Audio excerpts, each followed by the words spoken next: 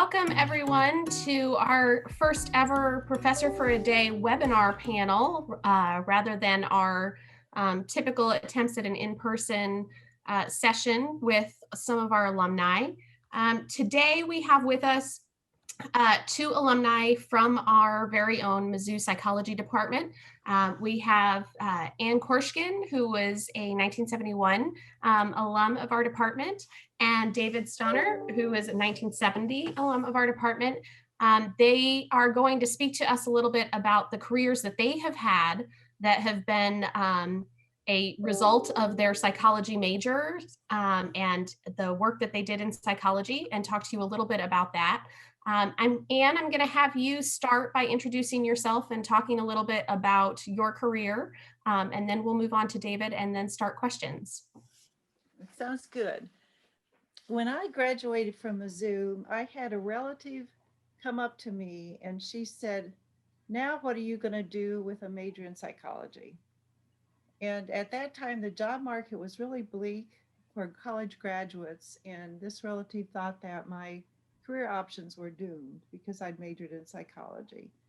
And if I could talk to her today, I would say that psychology enabled me to have a dream career because it included not only interesting jobs, but also some wonderful experiences. And I'm very satisfied with how it unfolded. And so, what I'd like to do is just amplify on what happened in my career, some of the special experiences that I had, and then talk about the implications for psychology majors or for students who are thinking of majoring in psychology. So the job that I loved most was when I was the vice provost for enrollment management here at Mizzou. And that's is a position I held for 14 and a half years. And when I began that role, the chancellor told me that the three most important tasks that I had were number one, increasing African American enrollment, number two, increasing overall enrollment, and number three, leading the division of enrollment management.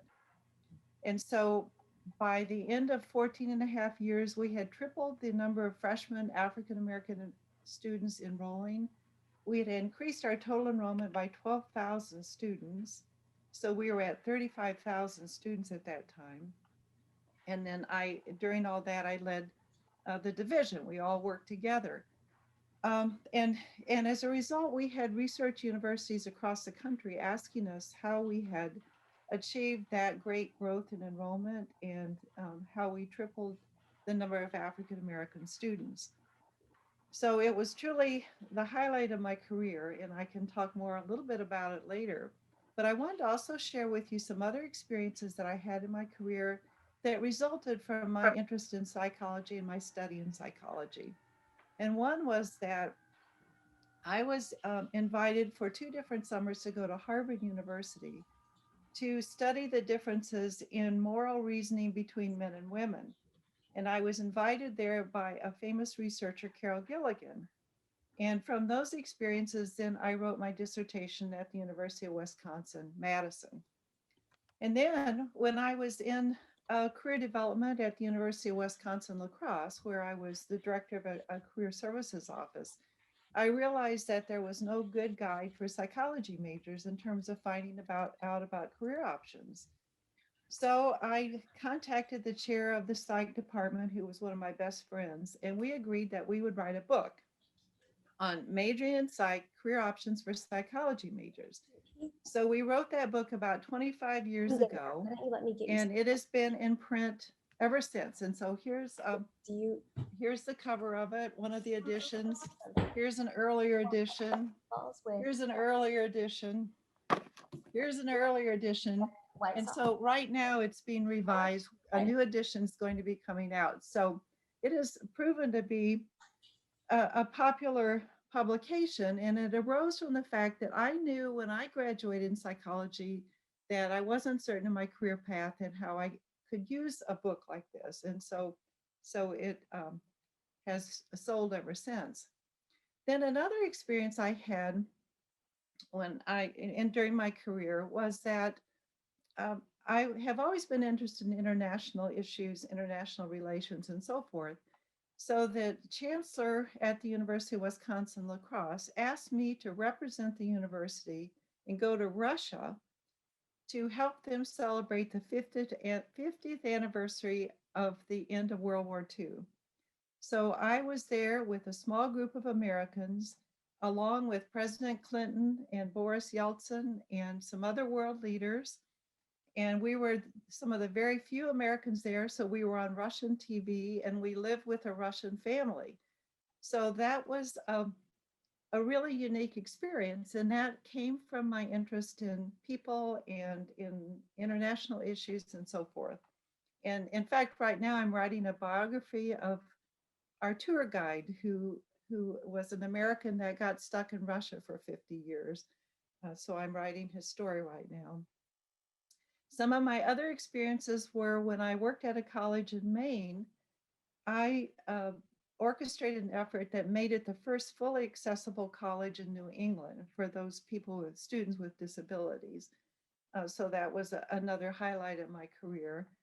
And then along the way, I've always been interested in the environment. So 23 years ago, I was the founding member, one of the founding members of a nature conservancy in Wisconsin, which has conserved thousands of acres and it's still continuing to thrive. So those were some of the highlights of my career. And all of it was founded upon my interest in people and psychology and some of the early education that I had at Mizzou. And I'll amplify upon that uh, as in just a moment. But the advice that I have for anyone interested in psychology based upon my own career is this, that I felt that my career success came from always asking many people for advice and then listening to what they said. So I tried to always surround myself with smart, wise people, and that I tried to listen to them. And and that really made a difference in my career. And then another thing that made a difference is that I followed my interest. I always loved higher education. I always loved that environment. And I think it came from my early experience at Mizzou, which was so positive. And so I kept gravitating toward working in higher ed. And as a result, I ended up working in 4 different institutions of higher education, all of which gave me wonderfully unique experiences. And it came from that early interest in the educational environment. And then I also felt I was willing to take some risk and to act as a change agent. And for example, when I was asked by the chancellor here to increase African American enrollment at Mizzou, what I did was I went to the inner city schools and asked the people there, what do we need to do to attract more African American students to Mizzou? And then I listened and they told me what to do and they'd never been asked that before. And as a result, as I said, we were able to triple the number of African American freshmen at Mizzou simply because we started listening to folks and getting advice. Then another thing that I think is important for psych majors to think about is this. My career path was a little convoluted. Uh, it wasn't always easy. I started out in some jobs that weren't always, they were hard sometimes. And I just hung in there. So sometimes you'll be in a position that's not exactly where you want to be, but the secret is to hang in there, do a really good job, learn from that experience, and then keep moving toward what your interests are. And the examples are I started out, my first job out of Mizzou, I was a small town newspaper reporter. And then after that, I taught at a real high school for a year. And then I was an assistant in a financial aid office and so forth. So those were, I mean, it's not sometimes a straight line career path. And I think it's important to remember that. And then I also took risk in my career. For example, I mentioned the famous researcher at Harvard. Well, the reason she invited me out there was that I wrote her and said, I'm interested in your work. I reached out to her and she responded and invited me to Harvard. And it was one of the highlights of my career. Then also, I always knew I wanted to get a PhD. And it wasn't always easy because I was in a two career marriage. I still am, and trying to navigate that. My husband's professional career and mine is often difficult.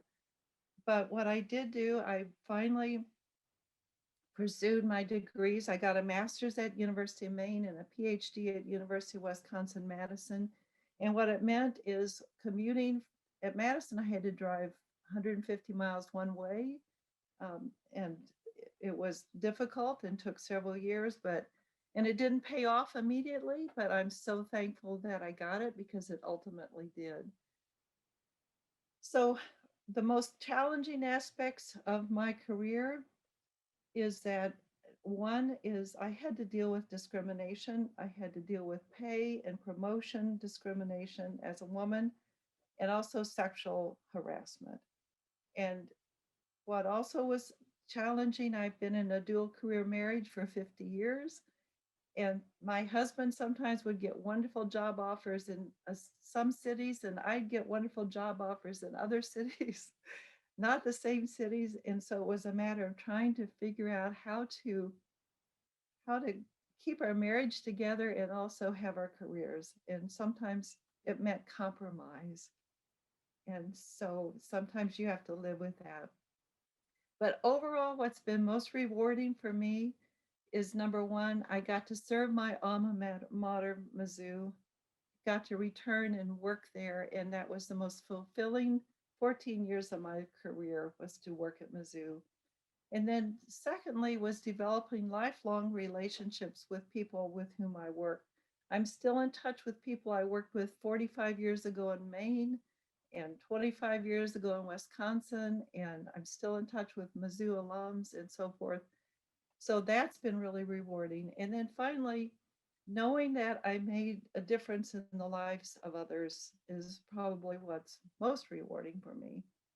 In terms of academic preparation, what's made a big difference for me in terms of specific courses, number one was counseling. I had some counseling courses in my graduate program. They helped me learn to really listen to people. And then another course or several courses that really helped me were legal issues, courses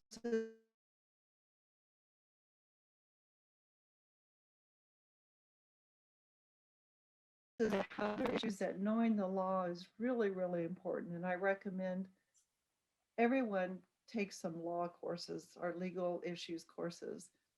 Courses that forced me to write, I've had to write all of my career. And so any courses that really forced me to work on papers and write out my thoughts have been really, really helpful. Social psychology courses, my social psych professor at Mizzou just recently passed away, Dr. Geen, but it helped me understand how other people influence, the presence of other people make a big difference in the lives of others. And then statistics and accountancy, math courses. I've dealt with math all of my career in various ways, and those have been really important. So that's kind of a summary of my career and some of the significant aspects to it. And I'm more than willing to take questions at some point. Thank you, Anne.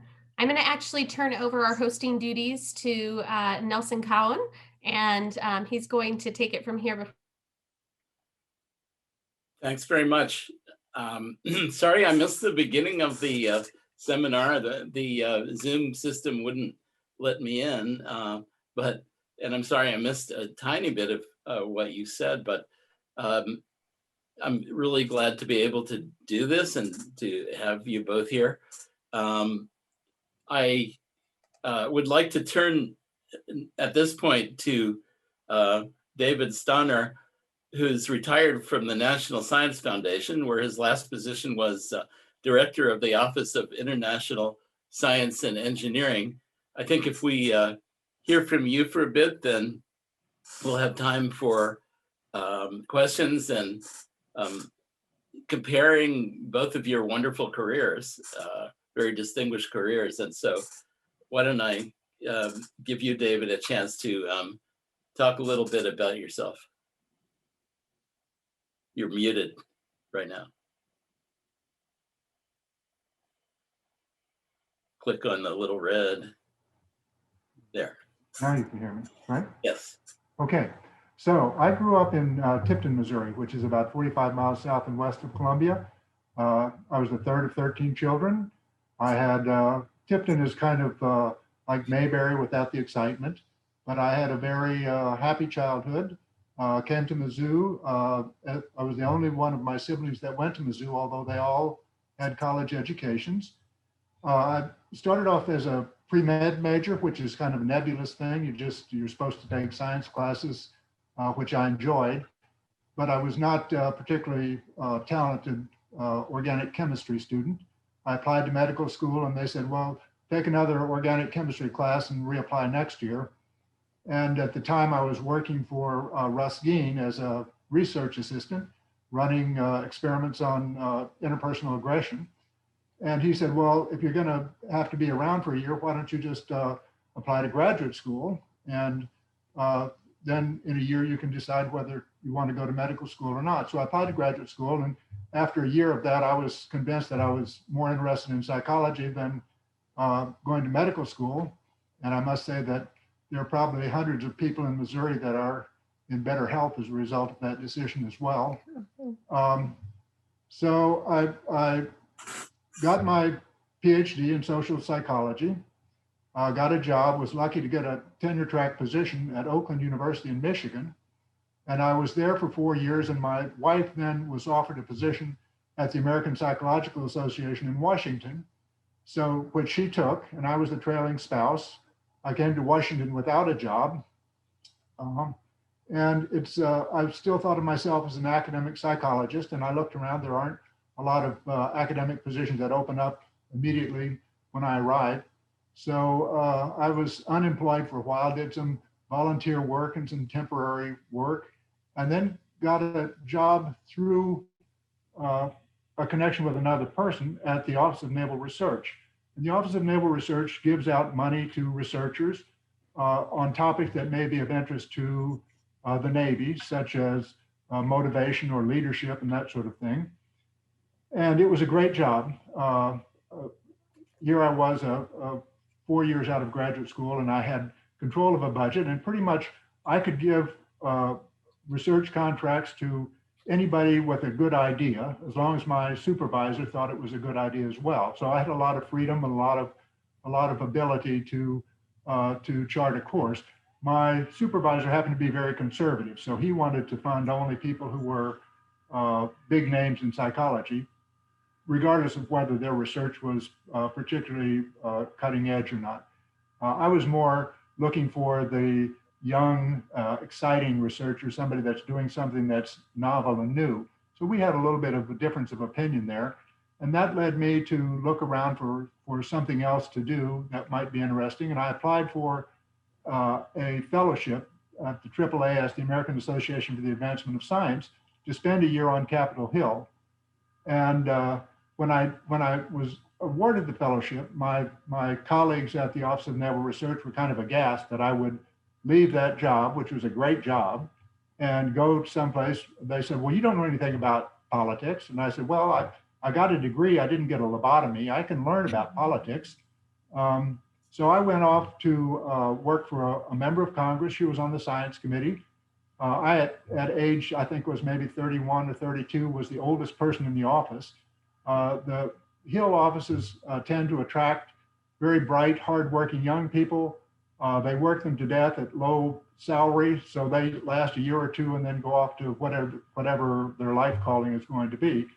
I was, over time then, I became the senior, probably in a year or two, I was the senior person in the staff and continued in the office. I left the Office of Naval Research and continued to work in the Congressional Office. I was there for 8 years and rose up to be kind of the second in charge of the office. My boss then ran for the Senate and she lost. So I was out in the street, and through another connection, somebody told me that there was an opening at the National Science Foundation. The director needed a speechwriter. So I applied for that job and was hired as a speechwriter for the director. I will say that being an academic, you learn how to write for a very specific audience, which is other academics, which is not that helpful when you're trying to communicate with real people. But I learned how to communicate with real people working in a congressional office, because one of my jobs was to respond to constituent mail. So you're writing to ordinary constituents who have a complaint or a suggestion or whatnot, and you need to learn how to write in a very concise, clear fashion that a high school graduate can understand, and make a case for why your congressperson supports the legislation or the position that they support, and make a logical argument for that. And I also wrote 4 statements and wrote with legislative counsel, wrote legislation. But when I got to the director's office at the National Science Foundation, you have a different kind of writing. You're writing speeches, which is very different from writing for readers. You're writing for a speaker. But I very quickly got sucked into congressional affairs there, because the Office of Congressional Affairs was the same office as the speechwriter. So I started doing congressional affairs as well, and was writing testimony for the director and for other people for hearings on the Hill. And I did that in the Congressional Affairs Office for about 10 or 12 years. And then an opportunity came up to represent the National Science Foundation in the Europe office. So I applied for that and was accepted, and moved to Paris with my family, and had 4 years of the best job anybody could imagine. I represented the National Science Foundation and in a sense, the American research community at international meetings. I was there to offer advice. And at the time, the European Union was coming together and trying to figure out, how do we have a centralized funding for basic research. And the National Science Foundation served as a good model for them. So I was in high demand to explain how our programs worked, how we used reviewers, how we decided who got the money, how do you divide this up, and so forth. So I spent 4 years doing that job. Actually, it almost had 5 years, but a new director came to Europe and on a trip, and he said, I want you to come back to the National Science Foundation and set up an international organization of heads of research councils, the people that are like the director of the National Science Foundation.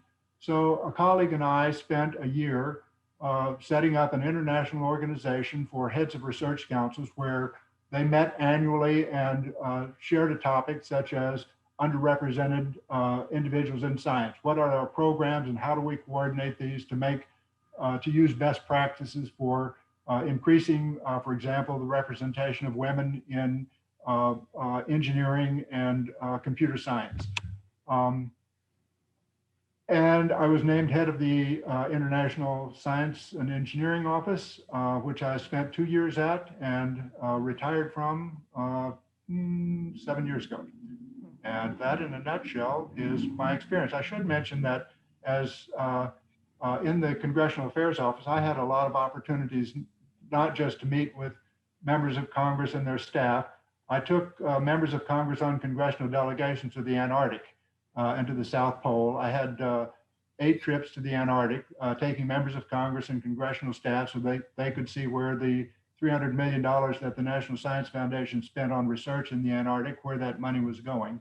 Those were exciting trips.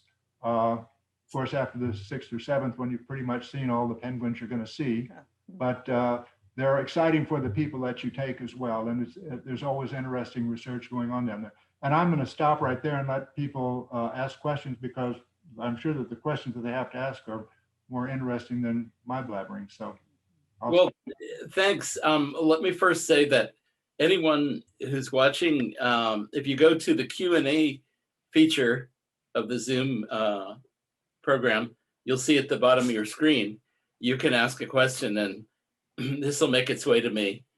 And so please do so at any time now. And I think both of your stories are just amazing, and in both the success and the impact on the world, and also the fact that you took chances and risks and it paid off. It was fascinating for me to see. I've been around it, Missouri since 1985, and I know these professors you're mentioning, and to connect them and realize that surrounding these professors that were students who went off and really made a big difference in the world, just wonderful to know about. And I guess one question I'd like to start with, it's combining a question that was asked to me with what I was wondering. If you can think back to very early in your career, there's this moment in which you're a student and you're getting your degree and you don't know yet what's going to happen. If you can erase mentally what you now know, that it worked out fine, and go back and try to think about what it felt like and how that played a role in getting your first job. Now, Anne, you mentioned, I think you both mentioned your first job, but what was it like getting that first job? Were you uncertain whether anything would come of it, or were you very confident that something would work out from the beginning? How did you feel about it? Let's start with Anne and just talk a little bit about that, about your first job and how you felt just before, just after getting it, and so forth. You said start with me. Is I that think what you? Yeah. Yeah, I'll give Well, my everybody- first job, as I mentioned, was I was a newspaper reporter for a little newspaper in Southeast Missouri. And the reason that we were there, my husband was working on a master's project located in Southeast Missouri through Mizzou. And I was married at that time. And so I had to engage in the whole concept of career compromise and find what I could in Southeast Missouri. And so I started out as a reporter for this little newspaper. And I loved it because I was interviewing people, finding out what was going on in this little town and writing up the stories. And so I think I used, even at that point, what I'd learned in my psychology classes about listening and interacting with people and the dynamics of a community and so forth. And when I left the job, the local people came together and offered to help me buy the newspaper because they wanted me to stay on. But I knew it was temporary because we were there just for a short time while my husband was doing research. And then we both applied for graduate programs at the University of Maine. So we knew that we weren't going to stay there very long. So that was my first job experience. I suppose in a way, the first job being rewarding and yet the knowledge that it's temporary, did that feel like a relief in a way, because you didn't have, you could experiment with your career without feeling like you had to be set in a certain track? I think that it was liberating in that sense. I was experimenting at that point and finding out what I like to do. And I realized that I really liked having an impact on people, and I did with this little newspaper. But I also realized I didn't want to stay in a small little town in Southeast Missouri. And so it was valuable experience for me. I mean, I could have stayed on and bought the newspaper, but that wasn't what I wanted to do. I was raised in a little town in Southeast Missouri, and I knew growing up I wanted to get out of a little town and I wanted to go to Mizzou. And so here we went back a year, and it was a wonderful experience, but I knew that I needed to move on. How about you, David? How would you project backward in time to the very beginning of your career? Well, the beginning of my career, I was looking for academic positions, and there just aren't a lot of academic positions available. So I felt extremely fortunate to find one, and it was, as I should mention, that every position that I've had has come about not through applying for, responding to notices of jobs, but rather through networking from people, talking to people, and somebody saying, "Oh, I heard there's a position open here you might be interested in," or "Talk to this person." It was my second job that was probably the more nerve-wracking, because I was moving. I considered myself an academic psychologist, and that's where my life trajectory was headed. I was going to do that for the rest of my life. And I had a tenure track position, and so I was pretty much set. And then an opportunity came up for my wife, and it was like, okay, so let's take this and I'll figure out what to do. But when I came to Washington, I was still thinking about academic positions. I was still, my self-image of me was I'm an academic researcher, an academic psychologist, but I couldn't do that. So when something came up, a job is better than no job. And it was, like I say, it was a job that had a lot of positive aspects to it. But I don't consider myself particularly a risk taker, but things happen and opportunities arise that you may not ever think of. And if somebody had said to me when I was getting my degree, here's what's going to happen to you. In 5 years, you're going to be working for a federal agency. And in 10 years, you're going to be working for a member of Congress. I just said, well, that's ridiculous. I don't know anything about federal agencies or members of Congress. And I have no interest in those things, nor any particular skill set that I think is relevant to that. But I did have those skill sets, and you can develop skill sets, and you can find out things about yourself that you really don't know when you're put into circumstances and situations that require you to do that. So I think that I would agree completely with Anne that it is taking advantage of opportunities as they arise and seeing things that other people might not see as an opportunity, that is being the trailing spouse. I think people don't look at that as, well, I'll raise my hand to volunteer for that, but it can turn out to your advantage.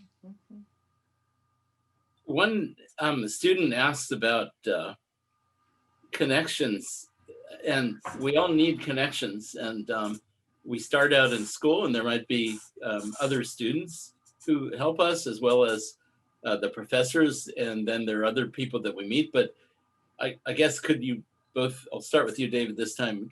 Can we say whether those connections came through work or through school, or people you knew that were just friends, or which connections paid off? I think the key is get as many connections as you can. And one of the things that I only realized later in life is how important it is to do networking. Find somebody who's doing something that you think you would like to do, and call them up and say, I'd like to have 15 minutes to talk with you about how you got your job, and you know what you like about it and what you don't like about it, and what kinds of experiences that you had that really paid off to help you succeed in your job. And 99 times out of 100, people will be thrilled to death to share their experience and their expertise with you. And the hard part is the hurdle of overcoming your shyness or your sense that somebody's going to think you're stupid, or you're imposing on someone. And there will be a few people out there that are jerks and won't be nice to you, but the vast majority of times, people will be thrilled that you're asking about their career path and the opportunities that have arisen for them, and the courses that they took and the experiences that they had that helped them to be successful in the jobs that they have. So I think, and then when you have that one person, you say, well, this is so interesting to me. Are there other people in the field that you could recommend that I could talk to that could get a little bit different perspective? People closer to my age, people in this geographic location, people with my gender, whatever. And again, people will be happy to say, well, here's somebody that will, that has a different perspective on this. So I think that networking, that having and getting that over the first hump of making the initial contacts, I think is the biggest challenge. But once you do that, you'll find that the world is open with people who are filled with experiences and information and advice, and can connect you to other people in the world. And in a very short period of time, you will run across somebody that has a job for you. Well said, David. I agree great. Completely. Mm-hmm. Oh, okay. So that's good to know. But Anne, did you have any other specifics that you wanted to reinforce about how apparently your experience was similar in all those ways? And I wondered if yes, even when I was a student at Mizzou, yeah, I was interested in doing research. So I went to one of the professors, Lee Allen Becker, and I asked him if he had any research projects. And he then assigned me to work with David Kelly, who was one of his students, and with him on a project regarding nonverbal behavior. And it was just a fascinating experience. And it was just an example, I think, of reaching out, going to a faculty member and asking about gaining research experience. And from that, then had a wonderful experience studying nonverbal behavior that that helped me understand people as I then progressed in my career. Well, as you look back, do you feel that there's anything you would have wished to have done differently, or is the predominant feeling that it's just fine the way it is? Or I know that Anne, you mentioned you confronted some gender inequity, and so just regarding all these things, is there anything you would have done differently, or that people should look out for, from retrospect, or not? I think that there were times when I accepted the inequity and just lived with it, when I probably should have made a stronger case for addressing it, such as in salaries. For example, there was one job that when I left the job, and had been an excellent job, a man was hired to replace me at double the salary I was making. And and that's painful. Yeah. And he left in 2 years, and he never was able to have the kind of success that had happened with my team. And I think that it's important to orchestrate the facts and meet with your boss and show them how your salary should be in comparison to others in your field, and make a case professionally. And I think I failed in doing that as well as I could, but I still think I was up against discrimination issues, that when I look back, it's very clear to me what was going on. Um, it's what a lot of women have faced. Hopefully fewer will face it as time unfolds, but it was those were difficult days sometimes in my career, having to recognize that I was not being treated fairly. And especially when you know that there might be a cost if you start to make waves. So it's hard to know how, even if you detect that there's inequity, how to deal with it is a difficult thing, because there's always a personal cost of any decision. Exactly. Then the perception of you has changed. But I was told sometimes that women shouldn't be in roles of management. I was one time when I was looking for work when I graduated from Mizzou and opened the newspaper, the good jobs were in male only, and the clerical jobs are female only columns. We don't see that today, but I sure faced that when I graduated from Mizzou, and I remember thinking how discouraging that was. I'm sorry, go on. Well, as I said, as time unfolds, though, and people become more aware of these issues, clearly things are changing, and that's just really good. I work with some postdoctoral fellows, and often they already have families, often even children, sometimes even children. And so I know there are special considerations about how to adapt your career to raising children. Have you both raised children, I think, or not? Or I did not. Interestingly, the biggest challenge I had with my children was when I came home and said, we're moving to Paris. And my daughter, who was 13 at the time, burst into tears. And because it meant leaving her friends, leaving her school. And my younger daughter, who was 5 at the time, kind of looking around saying, should I be upset about this? My older daughter went and called her best friend and said, oh, I have terrible news. We're moving to Paris. And her friend said, well, that's great. That's wonderful news. She could not get anybody to feel sorry for her. So that problem kind of solved itself. I don't know that there's anything that I could offer anybody raising children, because everybody's children and everybody's relationship with their children is different. So I would hesitate to try to offer any advice to people about children. It is a challenge in a two-career family in particular when you have children and sharing the responsibility and the workload. And I think that even though I try to be as involved a parent as I can be, I think that it still is the case, at least in my family, it was the case that much of the burden fell on my wife for historical reasons, for reasons of aptitudes and capabilities and so forth. She was the one that typically wound up taking the girls to the doctor's office, for example. So I would just say that the better balance that you can have between the parents, the better it will be to the children. I imagine there's a similar issue with relatives who, your parents or so forth, they become older and need help. I don't know if you dealt with those. When we were getting ready to move to Paris, or right before we moved, my mother, who was elderly, my sibling said, "Well, what happens if something happens to Mom?" And I said, "Well, it's a 4-hour flight home from Washington, and it's a 8-hour flight home from Paris. So in that intervening 4 hours, I don't think much difference is going to occur." So, and she lived well beyond my return, so nothing happened. And she was so proud of having grandchildren who could speak French that it was well worth the trip. How about you, Anne? You mentioned, I saw your head nod there.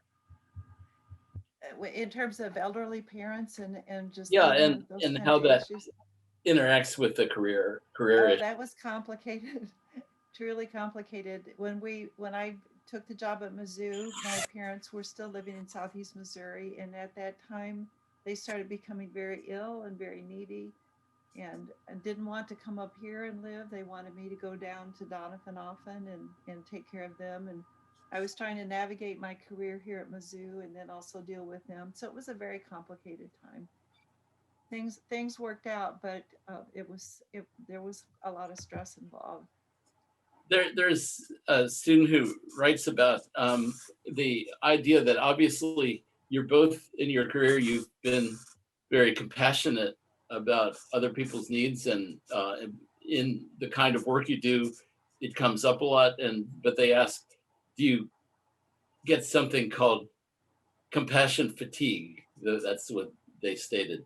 The student wonders whether you get to a point where I guess to generalize this issue, it would be that your career demands you to act in a certain selfless way, and then at a certain point you just don't feel like it anymore, or something like that. Fatigued of whatever kind of work you have to do that puts other people first. Well, an example for me was, as I mentioned earlier, we worked really, really hard to increase minority enrollment at Mizzou, and with great success. Our numbers had tripled, as I said, for freshmen, African American students, and other minority students, and international students, and so forth. And then in 2015, there were the student protests, the minority students protest, and then I had retired right before the protest, but I certainly was there to watch the numbers start evaporating in terms of enrollment and so forth.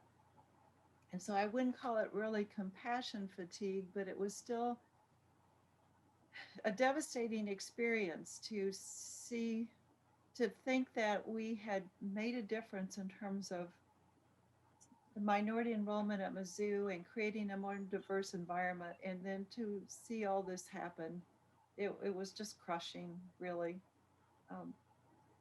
And so I would say that's a form of compassion fatigue. I think we're recovering, but yeah, I see your point. David, do you have a response to that? I used to kid people and tell them that I'm majored in psychoceramics, the psychology of crackpots. But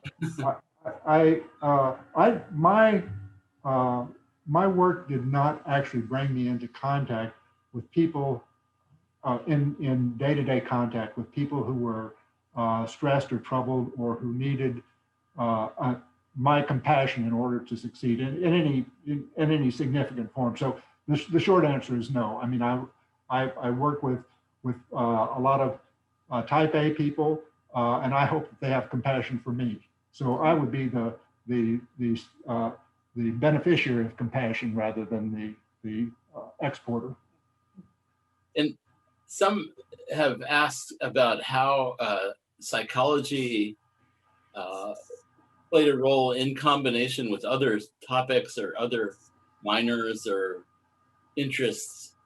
Did it get combined with anything else that you were already interested in when you were in school, or did you have a minor that played a big role or anything like that? Either of you. I suffer from curiosity. So I took a lot of classes. I took, in addition to the science classes that I thought I needed for pre-medical school, I took philosophy classes, appreciation of art, world literature. I graduated, I think, with 140 some credits because I was taking classes figuring that this is the last chance I'm going to have to sit down and have somebody who's smart tell me about this topic. And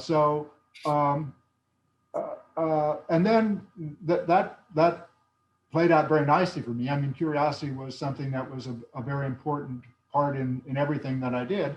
And when I worked on Capitol Hill, it turns out that it's a great place for a curious person because you have the Library of Congress, professionals there who are there to answer any questions that you have and to write a paper that will explain short selling for you in language that you can understand. You have people coming through representing all kinds of interests who want to make sure that you understand their position, whether it's military procurement or healthcare provision or aging or education, elementary science education. So it is a wonderful place to get all kinds of information from people who have a real passion about the topic and are very knowledgeable. So I would say that to the extent that your curriculum allows it, get as broad a base as you possibly can, and that will serve you well throughout your life. How about you? I agree completely with David. I was taking international relations courses and honors humanities and philosophy. And then also I took principles of wildlife conservation. And I remember my advisor saying, "Why do you want to take that course?" Well, in that course, I met my husband, whose career was in biology or zoology. But just like David, I tried to sample everything that I could while at Mizzou. I thought it was a wonderful opportunity to learn. Do you think, both of you, that that the course structure, that the undergraduate experience is well suited to the kinds of problems that people will face after college, or are there any other skills that you would emphasize that we should do more or do it differently? I would say now this, my undergraduate experience is so old as to be probably worthless to the current undergraduates, but to the extent that you can engage people in working together in teams, I think is very important because very few job opportunities are available to work by yourself, a solo. Hermit jobs are few and far between.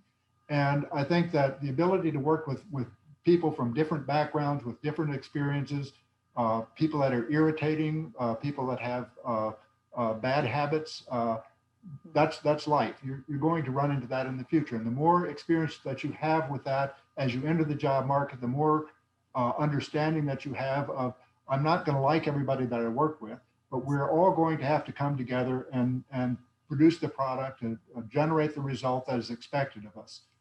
So I think that to the extent that can be an emphasis, and plus you learn from other people who are at the same level of learning that you are.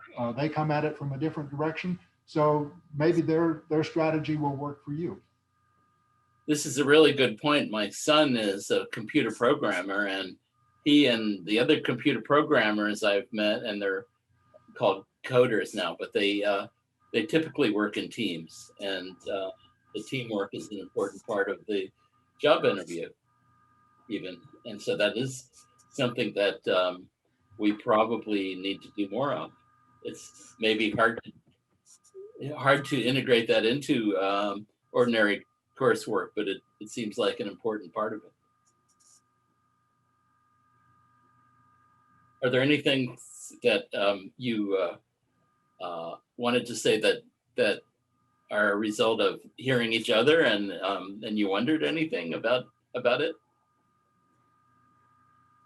Well, I totally agree with David about being able to work with people in groups. In fact, that was my whole career, working with teams. I think I will restate one of the courses that I thought was really helpful for me, and that was the counseling course, and helping me understand how to listen to people and really hear them. And I think that's an important part of working in a team, is to then really hear what people are saying. And so I've certainly reinforced what David said, and then also reinforced the fact that I think gaining listening skills is so critical. And then as let's say a young person just out of college, working in a team in their first job, perhaps, how do you work well in a team while at the same time making sure to get enough credit for your own work within the team that you feel that you're appreciated? So is there a tension there of, the need to feel that you're doing what's appreciated, both in terms of the product, but also getting some personal credit so that you'll establish that you're valued within the team? Is there any issue there that people have? I think if you work well in a team, your team members, your teammates will recognize that, and they will, when the boss asks how, who's making contributions to the team, they will recognize and point that out. That's always been my experience, is that if I can make a genuine contribution to the team effort, my team members will recognize that, and they'll tell the boss. And that was my experience as well. What about the situation we're in now, right at this very moment, even with a pandemic? Have you thought about what challenges it puts on students looking for their first job, and how they might adapt to that, or what they might have to do to adapt to that? As I mentioned, I have a daughter who's graduating in May, and this has been an extraordinarily stressful time for her. She says, for example, that she's applied for dozens of unpaid internships, and she says, I'm offering myself as free labor to somebody, and they're not even giving me a no thank you. Her applications kind of go into a black hole. And I think it's a very stressful time for young people today, looking for jobs and having to deal through Zoom, or through not being able to deal in face-to-face interactions. It's probably the hardest time for a college graduate in the past 100 years, since the last pandemic. But on the plus side, to the extent that we can begin to get out and start making contact with people, I think people will be eager for face-to-face interactions. And I think that a lot of opportunities will be opening up for young people in the coming 6 or 8 months that we can't even imagine right now. So keep your chin up, keep looking straight forward ahead, and I think like I say, in a year this will be in the rearview mirror, and people will think positively about the benefits that they've had of going through this very difficult time. And from people you've known, what would you say you should do if you're applying for jobs and you don't get anything? How do you keep your spirit up? Because I've known people like that myself, and they may even be highly qualified people, and but from hindsight, you can see that most of the time they did very well. And in fact, I remember my brother, who's an attorney, and I remember that it took him a while to find a job, and part of it was because at first he was looking for a job for an attorney in a kind of very societally helpful area, and he had to compromise, and just do the more usual type of work that attorneys do for a large part of his work. But still, there must have been a period of time when he was doing a lot of self-doubting. And I remember myself in early graduate school doing a lot of self-doubting when the data just weren't coming out, or I was working with infants, and these little infants just weren't cooperating with me. And you can have a lot of doubt. So the question is, what do you tell yourself, or what do you do? Better yet, what do you do to combat the self-doubt that you might get at a time like that? Well, I think that's the time when you turn to others for advice and you just say, here's what I'm doing, here's my strategy, what do you recommend? What would you do differently? And then listen to what they have to say. That's always worked for me. That's great. We've got about 2 minutes left, so I thought maybe if there's anything else that you'd like to say, or whoever wants to start, if there's anything else that we haven't already said that that would maybe be useful to students. If you could see them, you'd probably see a spectrum of emotions, and you can't, but maybe you could. I would just say that, in looking back, I've had a kind of an unimaginably wonderful career. It has not all been rainbows and puppies, however. There have been times when I was unemployed or in a job with a bad boss. When I worked on the Hill over the course of 8 years, I had 7 different bosses. There was that much turnover in the office. It was at times very stressful, 18-hour days, when I wondered, what am I doing here? But when you look in the rearview mirror and you realize how things have come out, you kind of forget about the bad things and the difficulties and the stressful parts, and you recognize the lessons that you learned in those. Not to focus too much on the immediate problem, but think a little bit longer. Look at options, and I think Ann is offering great advice. Talk to other people. Everybody's been in that situation at some point where things weren't turning out the way that they thought they should, and you can take some consolation in the fact that, as I tell my daughter, nobody that I know has starved to death because they couldn't find a job. Very good. Ann, did you have something to add? Well, I think David and I are both testimony to the fact that things do work out. And that's so wonderful to see. That it can be rough, and it's not always easy, and sometimes it can be frustrating and complicated, but if you hang in there, it does work out. And what are your plans for the immediate future? Near future? For me? Yeah. I'm writing a book about a friend of ours who was stuck in Russia for 50 years. His father took him there in the 30s, and he was not able to get out again for 50 years. He was born and raised in Texas, or was a young boy when they left Texas. And we got to meet him when we went to Russia, and he was our tour guide in Russia. And then he came to visit us in Wisconsin. And then he devoted the rest of his life to establishing peace between Russia and the United States. And so he lived a wonderful life.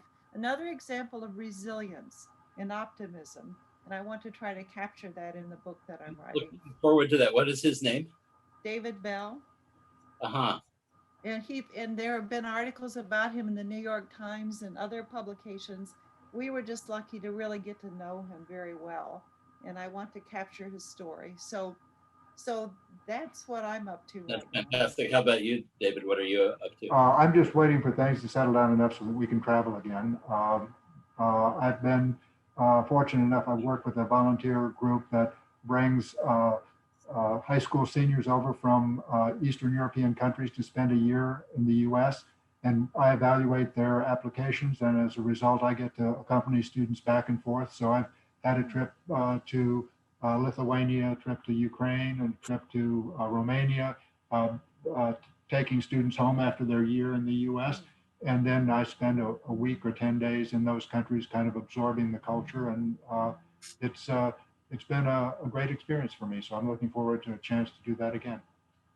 And I really appreciate, this has been quite inspirational for me, and I think we have to close now, but I'm just really happy to have been able to talk with you.